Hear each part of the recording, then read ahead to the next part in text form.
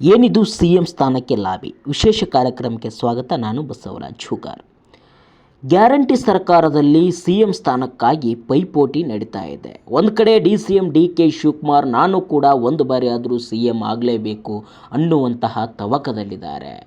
ಮೊದಲಿಗೆ ಕಾಂಗ್ರೆಸ್ ಸರ್ಕಾರ ಬಂದಾದ ತಕ್ಷಣ ಅಂದರೆ ಕಾಂಗ್ರೆಸ್ ಪಕ್ಷಕ್ಕೆ ಬಹುಮತ ಬಂದ ಬಳಿಕ CM ಸ್ಥಾನಕ್ಕೆ ಬಹಳಷ್ಟು ಪೈಪೋಟಿ ನಡೆಸಿದರು. ಆದರೆ ಅಲ್ಲಿ ಹೈಕಮಾಂಡ್ ನಾಯಕರು ಇವರನ್ನು ಸಮಾಧಾನ ಪಡಿಸುವಂಥ ಪ್ರಯತ್ನ ಮಾಡಿದರು.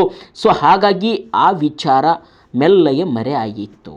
ಆದರೆ ಇದೀಗ CM ಸ್ಥಾನಕ್ಕಾಗಿ ಮತ್ತೆ ಬೇಡಿಕೆಗಳು ಹೆಚ್ಚಾಗ್ತಾನೆ ಹೋಗ್ತಾ ಇದ್ದಾವೆ. ಕೆಂಪೇಗೌಡ ಜಯಂತಿಯ ದಿನದ ಕಾರ್ಯಕ್ರಮದಲ್ಲಿ ಬಹಿರಂಗ ಸಭೆಯಲ್ಲೇ, ಅದರಲ್ಲೂ ಕೂಡ CM ಸಿದ್ದರಾಮಯ್ಯನವರು ಪಕ್ಕದಲ್ಲೇ ಇರುವಂತಹ ಸಂದರ್ಭದಲ್ಲಿ ಒಕ್ಕಲಿಗ ಸ್ವಾಮೀಜಿಗಳಾಗಿರ್ತಕ್ಕಂಥ ಚಂದ್ರಶೇಖರ್ ಸ್ವಾಮೀಜಿಗಳು CM ಸಿದ್ದರಾಮಯ್ಯನವರು ಅವರ ಸ್ಥಾನವನ್ನು ಬಿಟ್ಟುಕೊಡಬೇಕು, DK ಶಿವಕುಮಾರ್ ಅವರು CM ಆಗಿಲ್ಲ, ಹಾಗಾಗಿ ಅವರು CM ಆಗಬೇಕು ಅನ್ನುವಂತಹ ಮಾತನ್ನು ಹೇಳ್ತಾರೆ.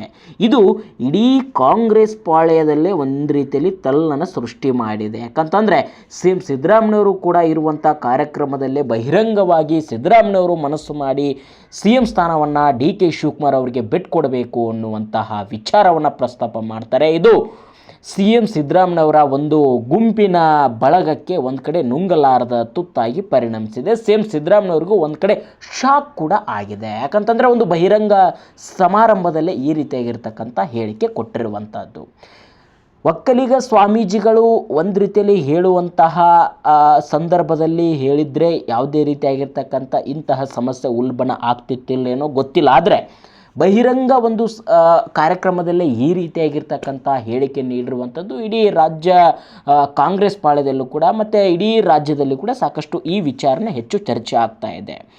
ಒಕ್ಕಲಿಗ ಸ್ವಾಮೀಜಿಗಳು ಏನು DK ಶಿವಕುಮಾರ್ ಅವರು CM ಆಗಬೇಕು ಅನ್ನುವಂಥದ್ದನ್ನು ಪ್ರಸ್ತಾಪ ಮಾಡಿದ ತಕ್ಷಣವೇ ಇದೀಗ ವೀರಶೈವ ಲಿಂಗಾಯತ ಸಮುದಾಯದವರಿಗೆ CM ಸ್ಥಾನ ಕೊಡಬೇಕು, CM ಬದಲಾವಣೆ ಮಾಡೋದೇ ಆದರೆ ವೀರಶೈವ ಲಿಂಗಾಯತ ಸಮುದಾಯದ ನಾಯಕರಿಗೆ CM ಸ್ಥಾನ ಕೊಡಬೇಕು ಅನ್ನುವಂಥದ್ದನ್ನು ಶ್ರೀಶೈಲ ಜಗದ್ಗುರುಗಳು ಅವರು ಕೂಡ ಅವರ ಪ್ರಸ್ತಾಪವನ್ನು ಮಾಡಿದ್ದಾರೆ.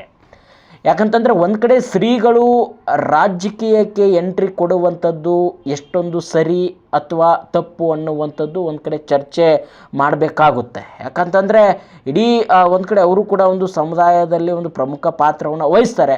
ಆದರೂ ಕೂಡ CM ಸ್ಥಾನ ಯಾರಿಗೆ ಕೊಡಬೇಕು, ಯಾರಿಗೆಲ್ಲ ಕೊಡಬೇಕು ಅನ್ನುವಂಥದ್ದನ್ನು ಪಕ್ಷದ ಹೈಕಮಾಂಡ್ ನಾಯಕರು ನಿರ್ಧಾರ ಮಾಡ್ತಾರೆ ಅನ್ನುವಂಥದ್ದು ಪಕ್ಷದ ನಾಯಕರ ಒಂದು ಅಭಿಪ್ರಾಯ. ಆದರೂ ಸಹಿತ ಸಮುದಾಯವಾರು ಒಂದು ಅವರವರ ಅಭಿಪ್ರಾಯ ತಿಳಿಸುವಂಥದ್ದು ಸರ್ವೇ ಸಾಮಾನ್ಯ. ಆದರೆ ಅದರದ್ದೇ ಆಗಿರ್ತಕ್ಕಂಥ ವೇದಿಕೆ ಇರ್ತವೆ ಅನ್ನುವಂಥದ್ದು ಒಂದಿಷ್ಟು ಮಾತುಗಳು. ಹಾಗಾಗಿ ಏನು ಇಲ್ಲಿ ಒಕ್ಕಲಿಗ ಸಮುದಾಯ, ಇನ್ನೊಂದು ವೀರಶೈವ ಲಿಂಗಾಯತ ಸಮುದಾಯ, ಎರಡೂ ಸಮುದಾಯಗಳ ನಡುವೆ ಕೂಡ ಹೀಗೆ ಪೈಪೋಟಿ ಏರ್ಪಾಡಾಯ್ತಾ ಅನ್ನುವಂಥದ್ದು ಕೂಡ ಚರ್ಚೆ ಆಗ್ತಾ ಇದೆ.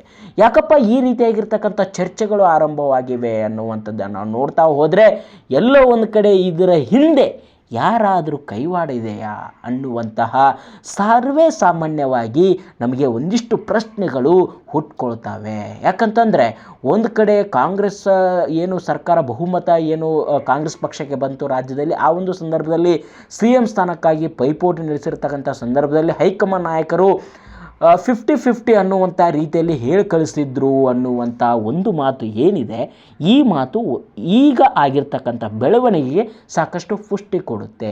ಇನ್ನೊಂದು ಕಡೆ CM ಸಿದ್ದರಾಮಯ್ಯವರು ಸ್ಥಾನ ಬಿಟ್ಟುಕೊಡೋದೇ ಆದರೆ ಎಲ್ಲೋ ಒಂದು ಕಡೆ ವೀರಶೈವ ಲಿಂಗಾಯತ ಸಮುದಾಯದ ನಾಯಕರಿಗೆ ಅಥವಾ CM ಸಿದ್ದರಾಮಯ್ಯವರ ಆಪ್ತರಿಗೆ ಕೊಡಿಸುವಂಥ ಪ್ರಯತ್ನ ಮಾಡ್ತಾರೆ ಅನ್ನುವಂಥದ್ದು ಕೂಡ ರಾಜ್ಯ ರಾಜಕೀಯದಲ್ಲಿ ಗುಸು ಚರ್ಚೆ ಆಗ್ತಾ ಇತ್ತು.